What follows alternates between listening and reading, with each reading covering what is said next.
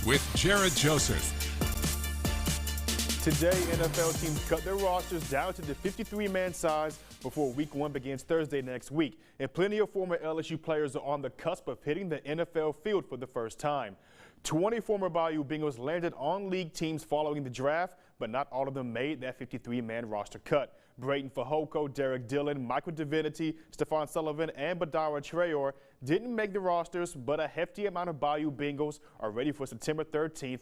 And on offense, Joey Heisman, Clyde Edwards-Helaire, Justin Jefferson, and 3 members of the Joe Moore award-winning offensive line are on active rosters. And on defense, linebackers Patrick Queen, K'Lavon Chaisson, and Jacob Phillips are set to dress Week 1. And so is cornerback Christian Fulton. And a shout-out to Blake Ferguson making the final cut in Miami as the Dolphins' long snapper.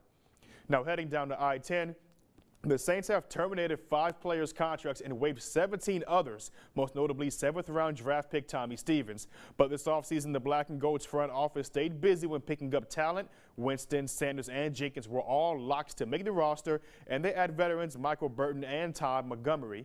Now, New Orleans signed the rest of the 2020 draft class and 3 undrafted rookies in punter Blake Gillikin, defensive lineman Malcolm Roach, and wide receiver Marquez Callaway. Our Saints insider Brooke Kirchhofer has more on why the Black and Gold roster will make a difference this season. The New Orleans Saints give meaning to the word adapt, unlike any other NFL team. When faced with adversity, the Black and Gold seem to always find a way through it. The right hand, mainly the thumb, agrees, and he's out. Based on their trials, the Saints head into the unknowns of the 2020 season with a competitive advantage. Yeah, look, here we get back to the continuity thing. Sean Payton obviously was suspended for a year one time, and he broke his leg on the sideline one time, and famously was eating a hot dog in the press box while Pete Carmichael coached them to like a 62-0 win over the Indianapolis Colts. They've won both times they spent a week in London. Last year, they moved the entire team to Seattle for a week because they had back-to-back West Coast games. Drew Brees gets hurt, and they win at Seattle with Teddy Bridgewater. This is a team that has proven it can adjust to different things pretty well. You talk about some of the veterans that are returning this year.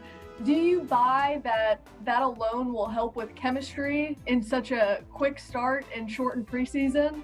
I do. I mean, I don't see how it can't. Now, I'd be shocked to see the Carolina Panthers have success because they've changed everything. Head coach, defensive coordinator, quarterback. But then a team in between like the Tampa Bay Buccaneers. They've got, Tom Brady, Rob Gronkowski, and now Leonard Fournette.